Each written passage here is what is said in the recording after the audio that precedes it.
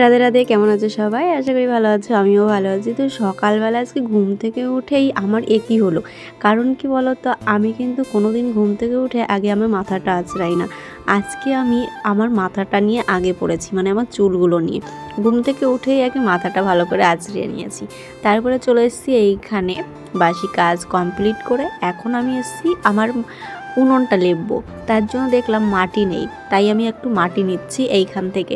মানে আমার উঠোনের উপর থেকেই, আমার মাটি নেওয়ার অন্য কোনো জায়গা নেই যে আমি মাঠের থেকে একটুখানি মাটি নিয়ে আসবো। তাই আমি আমার বাড়ির থেকেই একটু গর্ত করে মাটি নিয়ে নিলাম। আর তারপরে চলে এসেছি আমার উনুনটাকে লেপতে। দুদিন ধরে বৃষ্টি বৃষ্টি করে ভালো লেপ করে একটু শুকায়ও নি, মানে কি বলো তো, জল জমেছিল, ভালো করে লেপতেও পারিনি।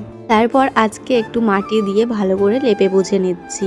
আসলে কি বলতো, ভিজে থাকলে না ভালো করে না শুকালে না টানলে ভালোও দেখা যায় না, যেমন ভিজে ভিজে থাকে, ভিজে ভাবটা যায় না। তো এখন একটু টেনেছে, তাই ভাবলাম চলো ভালো করে আজকে একটু মাটি দিয়ে লেপে নিই।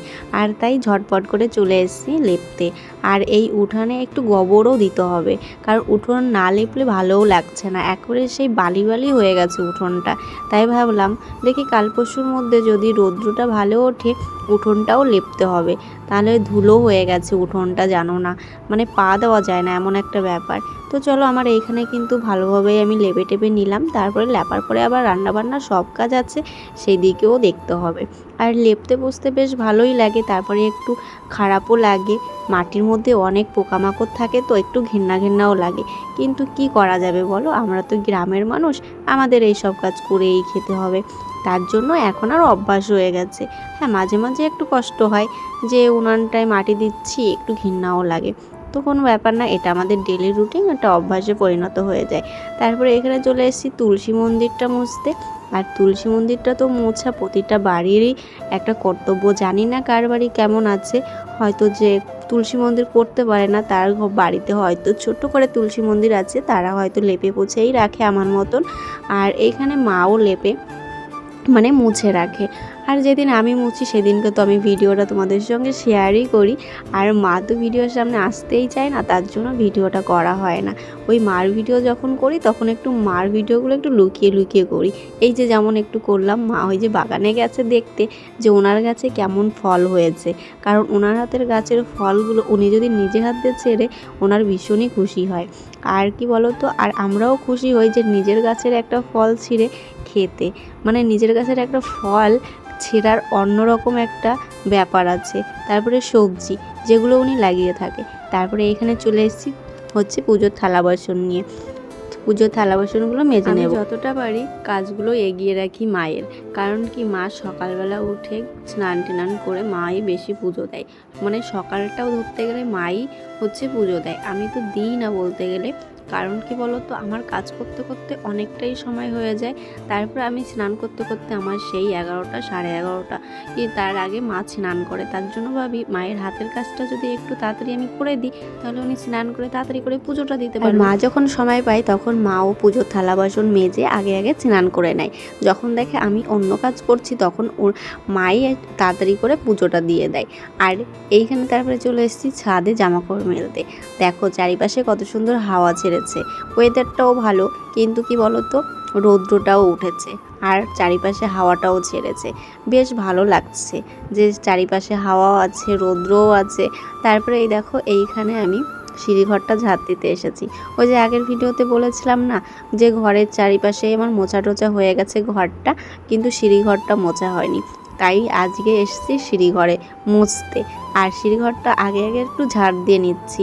আর নোংরাটা যদি আগে আগে ঝাড়ু দিয়ে ফেলে দিই, তাহলে মোছার সময় অতটা কষ্ট হয় না। তার জন্যে আগে আগে ঝাড়ুটা দিয়ে তারপরে হচ্ছে মুছতে আসবো। আর এই ঝাড়ু দেওয়ার সময় আমি নাকে আমার ওড়নাটা পেঁচিয়ে নিয়েছি, কারণ কি বলো তো, আমার অ্যালার্জি আছে, তো নাক দিয়ে নোংরা ঢুকলে একেবারে আমার অ্যালার্জিতে আমি শেষ। আমার চোখের যেমন প্রচণ্ড অ্যালার্জি, আবার ঠান্ডা লেগে যাবে নাকে নোংরা ঢুকলে। তার জন্য আমি নাকটা ভালো করে বন্ধ করে নিয়েছি। আর এই অ্যালার্জি মনে হচ্ছে আমার পেছন ছাড়বে না, যতদিন আমি বেঁচে থাকবো ততদিন আমার অ্যালার্জি আমার সঙ্গেই থাকবে। তো ওটা কোনো ব্যাপার না, আমার সারা জনম ওষুধ খেয়েই যেতে হবে। তো আমি অ্যালার্জির ওষুধ যত কম পারি ততটাই কম খাই, মানে না খেলেই চলে আমার, সেরকম একটা ব্যাপার। কারণ অ্যালার্জির ওষুধ খেলে কার কেমন হয় জানি না, আমার কিন্তু প্রচণ্ড পরিমাণে ঘুম পায়, এত ঘুম পায় মানে আমি ঘুম থেকে উঠতেই পারি না। এতটা ঘুম পায় আমার। তো তোমাদের কেমন লাগে ওই অ্যালার্জির ওষুধ খেলে, মানে যাদের অ্যালার্জি আছে তারা আমাকে একটু কমেন্টে জানিও। তারপরে দেখো আমি চলে এসেছি সিঁড়িটা মুছতে। ভাই সারাদিন যদি আমি কাজ করি না, কাজ শেষ হয় না। মানে সংসারের কাজ তুমি সারাদিন করবে, কোনো দিন কাজ শেষ হবে না, সেরকম একটা ব্যাপার আমারও। সারাদিন কাজ করছি কিন্তু কাজ শেষ হচ্ছে না, জানি না আমি কী কাজ করছি, তবুও কাজ শেষ হচ্ছে না।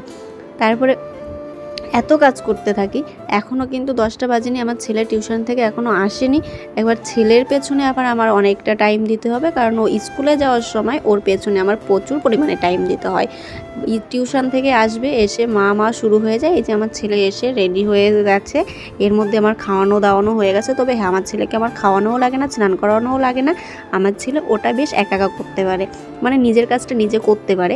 কিন্তু ওর পেছনে আমার থাকতে হয় যে বাবা তুমি এটা নিয়েছো, ওটা নিয়েছো, এইগুলো আমাকে বলে দিতে হয়।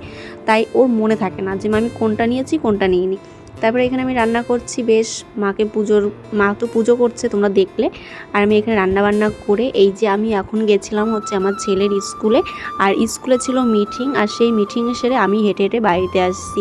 এখন বাজে 4:30, আর বাজারে একটা টোটো নেই, আমার এখন হেঁটে হেঁটে বাড়িতে যেতে হচ্ছে। তারপরে বাড়িতে এসে আমি বসে পড়েছি আমার ছেলের কিছু স্কুলের কাজ নিয়ে। আমার ছেলের ঘুম পেয়ে গেছে, এখন বলছে মা আমি ডিজাইনটা করে দিয়েছি, তুমি শুধু রঙটা করে দাও। তাই আমি এখানে বসে বসে এখন রঙটা করছি। মানে ও ডিজাইনটা কাটা কম্পাস দিয়ে আর পেন্সিল দিয়ে ভালো করে এঁকে দিয়েছে। এঁকে তারপরে এখন আমাকে বলেছে মা তুমি রঙটা করে দাও। আমার প্রচণ্ড পরিমাণে ঘুম পাচ্ছে, কারণ আমার ছেলের ঘুমোনোর একটুও টাইম নেই, ও ঘুমোতেই পারে না। কিন্তু এখন রাত বাজে 11টা, আর ও এখন ঘুম পেয়ে গেছে, তাই বলছে মা তুমি করে দাও, আমি একটু ঘুমোই। আমি বলছি ঠিক আছে।